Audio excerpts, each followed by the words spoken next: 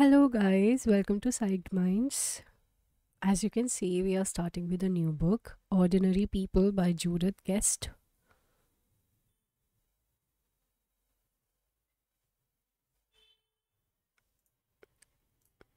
For Sharon and Con, and for my husband, all their words, spoken and unspoken, being worth remembering. So, everything that I read are the words of Judith Guest from the book Ordinary People, originally published in 1976. Sonnet. But what a shining animal is man. Who knows? When pain subsides, that is not that. For worse than that must follow. Yet can write music, can laugh, play tennis, even plan. Edna St. Vincent Millay. Ordinary People, Chapter 1. To have a reason to get up in the morning, it is necessary to possess a guiding principle, a belief of some kind, a bumper sticker, if you will. People in cars on busy freeways call to each other, boycott grapes, comfort each other, honk. If you love Jesus, joke with each other, be kind to animals, kiss a beaver. They identify, they summarize, they antagonize with statements of faith. I have a dream too. Law and order. Jesus saves at Chicago Fed. Rod McEwen for president.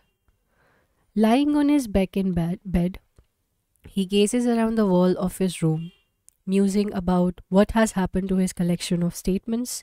They had been discreetly mounted on cardboard and fastened up with push pins so as not to deface the walls. Gone now, probably tossed out with the rest of the junk. All those 8 by 10 color prints of the Cubs, White Sox, and Brewers junior high mementos. Too bad. It would be comforting to have something to look up to. Instead, the walls are bare. They have been freshly painted, pale blue, an anxious color. Anxiety is blue, failure grey. He knows those shades.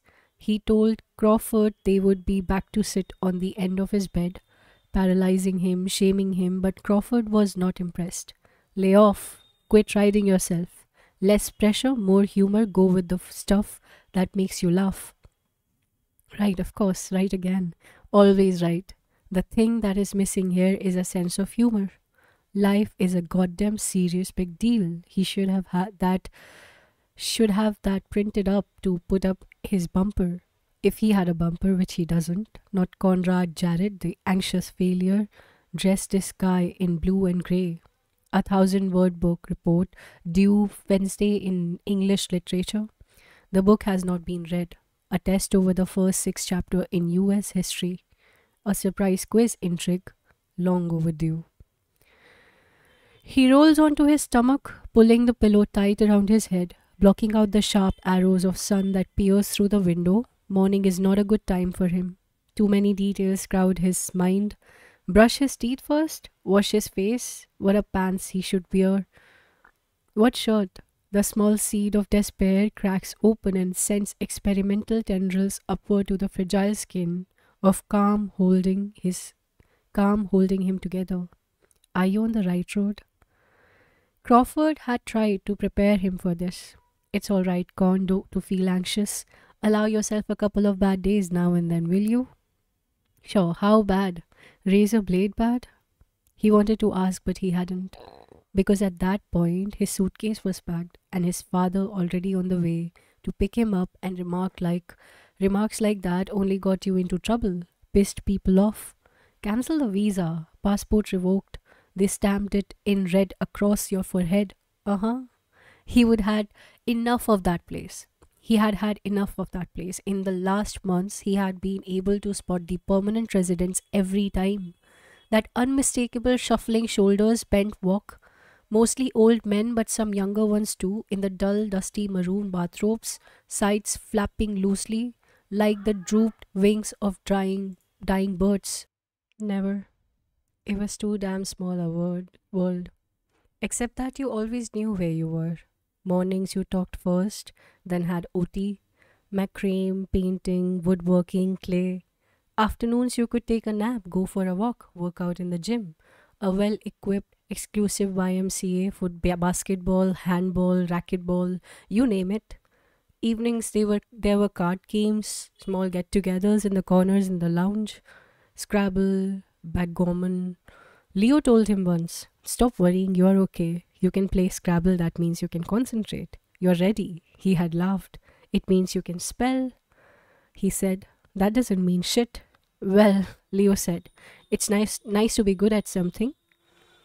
His father calls to him from the other end of the house. He thrashes to a sitting position, connected at once to sanity and order, calling back, "Yeah, I'm up." And miraculously, he's up and in the bathroom, taking a leak, washing his hands and face, brushing his teeth. Keep moving, keep busy, everything will fall into place. It always does. He takes a quick look in the mirror. The news isn't good. His face, chalk white, is plagued with a weird, constantly erupting rash. This is not acne, they assured him. What it was, they were never able to discover. Typical. He tries to be patient as he waits for his hair to grow out. He had hacked it up badly, cutting it himself the week before he left. "I didn't think they would let you have scissors," his grandmother said to him. "They shouldn't have," he answered her. Oh, so casual, thereby relieving the listeners of shock and embarrassment while exhibiting his poise, his sense of humor. "See, Fox, everything is okay. He's here, wearing his Levi's, boots, and jersey shirts, just like everybody else, all cured, nobody panic." This house, too big for three people, straining. He can barely hear the early morning sounds of his father and mother organizing things, synchronizing schedules at the other end of the hall. It doesn't matter. He doesn't need to hear, and they would certainly not be talking about anything important. They would not be talking, for instance, about him. They are good people of good taste. They do not discuss a problem in the presence of the problem. And besides, there is no problem. There is just phase two, recovery, a moving forward. From what? Towards what? He dresses himself. Progress. Looking out of the window, studying the lacy line of Russian olives that separates their property from the next door neighbors. What is their name? Nice couple, but no kids. They have lived there for years. Damn it, damn it. That's the kind of stuff that scares you. Not being able to remember names. He stares in concentration at the tall hedge of cedars hiding the house from the road. Kahil. Their name is Kahil. Okay, now relax. But he cannot relax because today is a target date. Tuesday, September 30, 1 month to the day that he has been home. And what are you doing, Jared? Asking weird questions like from what? Towards what? Questions without answers. Undermining a serious affliction. Worse than acne, worse even than an unidentifiable rash. So, what the hell kind of cure was that? In the rec hall, one night they showed a movie on insects. The Something Chronicle, Hellstrom, that was it. The mayfly has a lifespan of 18 hours. It spends that entire time laying eggs for the next generation. Mayflies, the narrator explained, know the answer because they never even have to ask the question. Nice for the mayhives. Ex- there is a prickly sensation at the back of his throat. He turns away from the window, picking up his books from the desk. Then he puts them down again. No, follow routines. First the bed, then line up the towel in the bathroom, then pick up books, then eat breakfast, then go to school. Get the motion right. Motives will follow. That is faith. Vainly he has taken to reading bumper stickers again. But they belong to other people. They are not his statements. I am a hockey nut. Christ is the answer. What was the question? Vaguely he can recall a sense of calm, of peace that he had laid claim to on leaving the hospital. There were one or two guiding principles to get him through the day, some ambitious plans also for putting his life in order, but the details have somehow been lost, if there ever were any.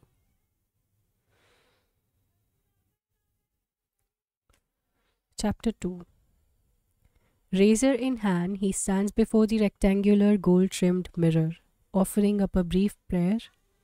Thanks. I appreciate all you have done so far. Keep up the good work. while beside him, his wife brushes her hair. Her face is soft in the morning, flushed, slightly rounded, younger than her 39 years. Her stomach is flat, almost as if she never had the babies. She raises her hands to the back of her neck, pinning her hair into a neat coil at the back of her head.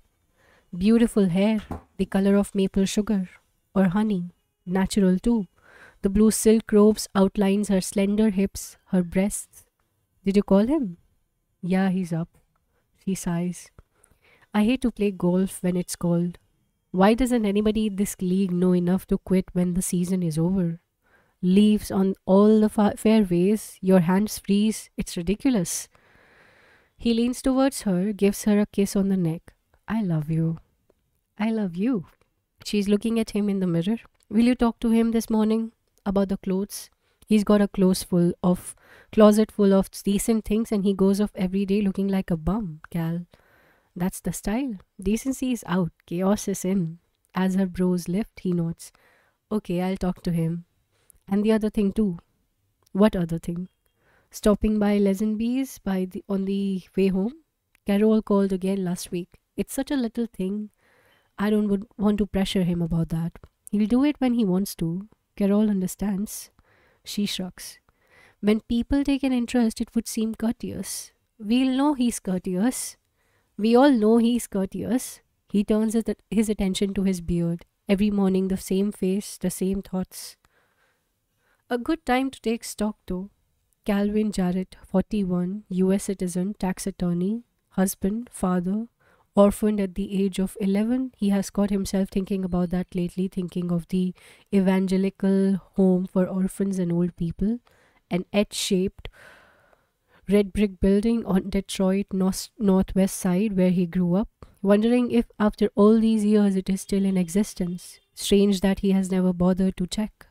An odd kind of orphanage. Most of the kids had at least one living parent, some even had two. He had moved there when he was 4, leaving the tiny apartment where he was born. His mother sent him gifts on his birthdays and at Christmas. Occasionally she visited him. Periodically she explained why he was living there and not with her. There was no room for him in the apartment, no money. It was no neighborhood in which to bring up kids. She had a friend who knew people that were connected with the home, just luck.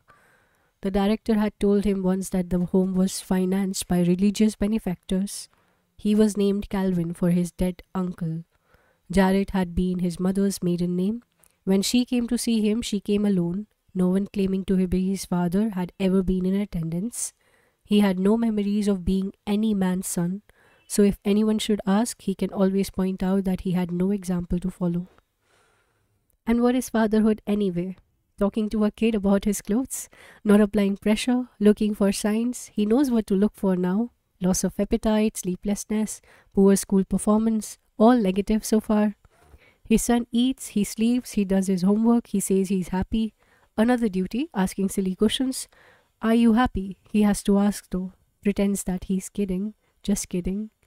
Conrad replies in kind, pointless. Would the answer have been any different even if he had thought to ask before?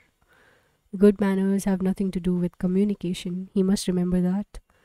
And being a father is more than trusting to luck. That too, nobody's role is simple these days. Not even a kid's. It used to mean minding your manners, respecting those who were bigger than you, treating each day as a surprise package, waiting to be opened. Not anymore. So what's changed? Not enough surprises. Too many maybe. He has had a vision all these months of boys with their heads next to stereo speakers feeding music into their ears, their long legs draped over chairs and sofas, or their arms stretched towards a basketball hoop in the side drive. He had sunk the post in cement himself. When Conrad was 8, Jordan 9, just after they bought the house. Where are all these kids? Joe Lesenby, Phil Truan, Don Genthe, Dick Van Buren. They are all senior in high school this year. Is 18 too old to play touch ball on the lawn? Basketball in the side drive? Is it girls? Studies? Since he has been home, Conrad has gone once to the movies, alone. Didn't anybody else want to see it? Cal had asked. I don't know, he said. I didn't ask. Responsibility. That is fatherhood. You cannot afford to miss any signs because that is how it happens. Somebody holding too much inside, somebody else missing signs. That doctor in Evanstone, make sure he calls him. It is for his own good. Why? Because his own vision, that of the boys hanging around, isn't coming true. It has only been a month. All the other signs seem right.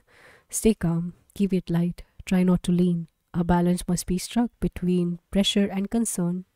Back when Conrad was in hospital, back when the visits were limited to twice a month, he could afford to take responsibility for everything. The sections of grey peeling paint in the stairwell, small gobs of dirt swept into the corners of the step, even a scar at the side of one old orderly's mouth. Now that he's home again, things are different. The responsibilities seem enormous, staggering. His job alone, nobody else's. Motherhood is different somehow. And what about fathering girls? He must ask Grace Hansley sometime how it feels. Is there more or less responsibility? He couldn't take more. Your mother wants me to tell you you have a closet full of decent clothes. He will smile. Okay, you told me. But in a minute he will ask, what's wrong with what I have got on?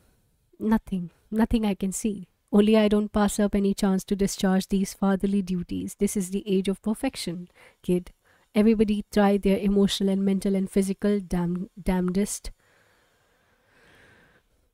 Strive, correct all defects. All those Saturday trips to the orthodontist when they were in junior high, both of his boys had inherited from him. That long, slightly hooked nose from their mother, the small, determined lower jaw. On them it had required $3,800 worth of work, courtesy Peter Backman, DDS MS. Hell, what's a little money? He had raved. Overhaul their whole damn jaws if necessary. This is the age of the perfect mouth. But secretly he had been proud that he was able to afford such expenses. He was supporting his family, his boys, in style, whatever they needed, whatever they wanted, they got. He had arrived, he was here. Not bad for the kid from the evangelical home. And now? Where is he now? Beth sets breakfast in front of Cal. Eggs, bacon, toast, milk, juice. Conrad looks up. Morning. Morning, you need a ride today? No, Lesenby's picking me up at 20 after. He treats this as a piece of good news. Great, said too heartily. He sees at once. Conrad looks away, frowning. I have got to get dressed. Beth says, I tee off at 9. She sends him his coffee, crosses to the doorway. Motes of dust flutter nervously in her wake. Conrad is studying. The book is propped against the butter dish. What is it? A quiz? Book report. What book? He raises the cover. Cal reads, Jude the Obscure. How is it? Obscure. He sips his coffee. No bacon and eggs this morning? He shakes his head. I only wanted cereal. He has lost 25 pounds in 1 year. Another year before his weight will return to normal, Dr. Crawford predicted. You feel okay? Yeah, fine. I just didn't want a big breakfast. The bony angles need to be fleshed out. You ought to keep trying to put weight on, Cal says. I am. I will. You don't have to be heavy to swim, Dad. Back to the book, and Cal studies the crisp, dry rectangles of the tile floor, patterns of sunlight, familiar and orderly. How is it going? He asks. Conrad looks up. What? How's it going? School, swimming, everything okay? Yeah, fine. Same as yesterday. What does that mean? A faint smile. It means you ask me that every day. Sorry. He smiles too. I like things neat. Conrad laughs. He reaches out to flip the book closed. Okay, he says. Let's talk. Can't help it, Cal says. I regard it as a challenge, people reading at the table. Yeah. So how come Lesenby's picking you? He's a friend of mine. I know that. I just wondered if it meant you would be riding with him from now on. I don't have a formal commitment yet. I'm going to have my secretary talk to his though. Okay. We should have the contract drawn up by the end of the week. Okay. He does a familiar thing, then shoves his hand into the back pocket of Levi's as he rocks backward in the chair. Conrad, after all. A good sign, despite the brutal haircut, the weary look about the eyes bother him every day. He still believes in the picture he carries in his wallet of a boy with longish dark hair and laugh lines about the mouth and eyes. No weary look there. This gaunt, thin figure that sits across from him, hair chopped bluntly at the neck, still grins, still kid, but the eyes are different. He cannot get used to it. His old self. That is the image that must be dispelled. Another piece of advice from all powerful Dr. Crawford, keeper of the gate. Don't expect him to be the same person he was before, but he does expect that, as does everyone. His mother, his grandmother, his grandfather. Yesterday, Cal's father in law had called him at the office. I've got to admit, Cal, that is shocked to me. That it shocked me. He looked so, and Cal felt him hunting for the painless adjectives. Tired out, run down. I would think for the kind of money you paid, they would have at least seen to it that he ate properly and got enough sleep. And he was so quiet, just not like his old self at all. And who was that? The kid who got straight A's all through Gates' grade school and junior high? Who rode his two-wheeler 16 times around the block on his sixth birthday because somebody bet him he couldn't? Who took 4 firsts in the 100-meter freestyle last year? Last year? No, he's not much like that kid, whoever he was. He says his piece about the clothes, and Conrad notes absently, Okay, I just haven't thought about it much. I will though. What, no arguments? No raising of the eyebrows? No hint of sarcasm in the reply? What kind of a sign is this? Surely not good. Okay, now is the time. Lean if you have to. Another thing, he says. That doctor in Evanston, what's his name? Berger?